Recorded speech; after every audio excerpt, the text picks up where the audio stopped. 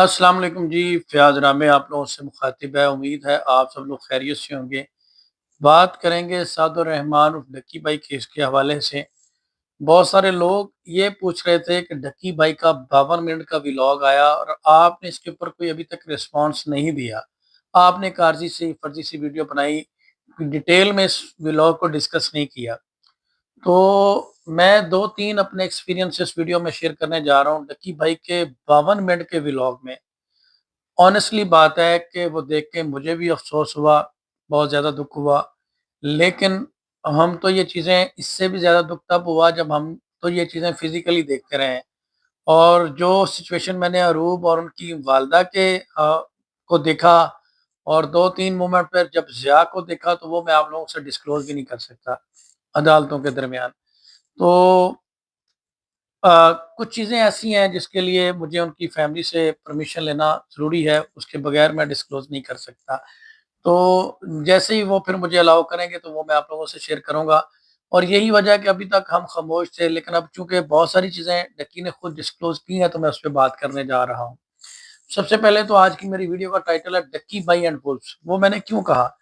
سب سے پہلا جو میرا ایکسپیرینس اور جو میرے نالج میں چیز ہے، وہ میں آپ لوگوں کو آج کی بریکنگ نیوز بتانے جا رہا ہوں کہ ڈکی بھائی جب اریسٹ ہوا تو اس کے بعد کچھ عرصے بعد ندیم نانی والا آئے، اور ندیم نانی والا نے آ کر ایک ویڈیو بنائی کہ میں آ گیا ہوں اور میں ڈکی بھائی جو ہے ان سے ملاقات کرنے جا رہا ہوں۔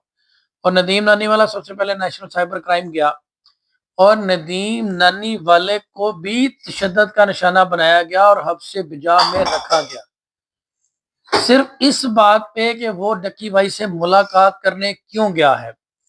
اور اس کے علاوہ اس کے موبائل فون چھین لیے گئے، 3 سے 4 گھنٹے تک اس کو اغوا کر کے وہاں پہ بٹھائے رکھا گیا، اور سرفراز چودھری صاحب نے جناب اس کو ذہنی طور پر ٹارچر بھی کیا، اور اس سے پوچھا ہاں بھائی دس تیرا کیڑا کال سینٹر تھے، تو کیڑے کال سینٹر دے وچ کام کرنا ہے، ٹھیک ہے؟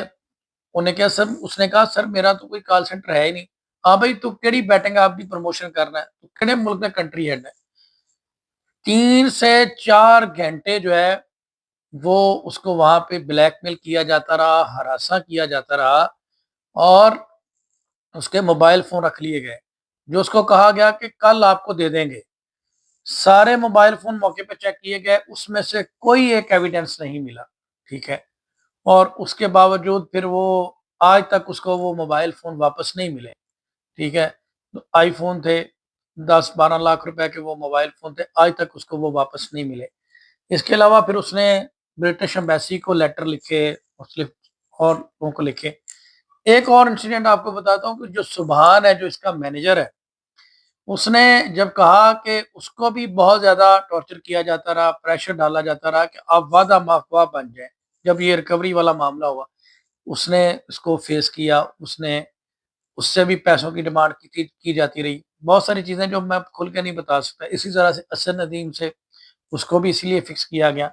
اب ندیم نانی والے کو بھی اس مقدمے میں نامزد کر دیا گیا، اور آج اس نے اسلام آباد ہائی کورٹ سے اس نے اور رجب بٹ نے اپنی عبوری ضمانت لی ہے۔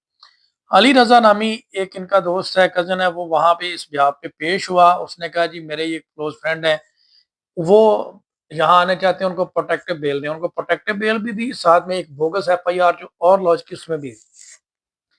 اس کے علاوہ میں ایک چیز آپ کو اور آپ لوگوں سے ایک ایکسپیرینس شیئر کرتا ہوں کہ ڈکی کو جو جیل سے لے کر آتا تھا نا ملازم، یہ بھی بڑی امپورٹنٹ چیز ہے، وہ اس کا نام تھا مسعود۔ یہ ڈیوٹی بدلتی رہتی، مختلف لوگ بدلتے رہتے تھے، تو میں اکثر بخشی خانہ جو کہ ضلع کیری کے اندر ڈسٹرکٹ کورٹ کے اندر ایک ٹیمپریری پریزن بنی ہوتی ہے، وہاں سے ڈکی کو ریسیو کیا کرتا تھا۔ تو میں جب اس کو وہاں سے ریسیو کرنے گیا تو وہ جو اہلکار تھا مسعود کہتا سر میں ایک بات کہوں۔ میں نے کہا جی بتائیں مسعود۔ میں نے اس سے پوچھا نا کہ ڈکی کب تک آئے گا، ابھی تک اس کو لے کر نہیں آئے؟ اس نے کہا سر ابھی اس کو نہیں لے کر آ رہے، وہ تقریباً 12-12:30 بجے تک آئے گا۔ کہنے لگا سر میں ایک بات بتاؤں؟ میں نے کہا بتائیں۔ کہتا سر یہ ڈکی بالکل بے گناہ ہے۔ کہتا سر آج صبح میں جب اس کو لے کے آ رہا تھا تو یہ بالکل سہما ہوا ڈرا ہوا ایک کونے میں بیٹھا ہوا تھا، تو میں نے اس کو پانی وغیرہ پلایا۔ میں نے کہا کوئی بات نہیں، آپ ڈرو نہیں، ہم آپ کے ساتھ ہیں، آپ یہاں پہ بیٹھیں، اسی لیے ہم آپ کو عدالت میں پیش کروا رہے ہیں۔ کہتا سر یہ بہت ہی شریف آدمی اور بے گناہ ہے، ٹھیک ہے، اور اس کو بلا وجہ جیلوں میں گھسیٹا ہوا ہے، ہمیں نہیں سمجھ آ رہی تھی، اور اس بات کی تصدیق ڈکی بھی کرے گا۔ اس کے علاوہ میں آپ کو ایک چیز اور بتاؤں جو موسٹ امپورٹنٹ ہے، ڈکی نے کہا نا کہ میں جیل کا اپنا ایکسپیرینس شیئر کروں گا، تو ڈکی نے بھی جیل کا ایکسپیرینس شیئر نہیں کیا ہے۔ ایک پوائنٹ میں آپ لوگوں کے سامنے رکھتا ہوں کہ ڈکی جب جیل میں تھا نا تو اس کو پتا چلا کہ جناب اس کو 7 سال سزا ہو گئی ہے اور ساتھ میں 10 ملین جرمانہ ہو گیا۔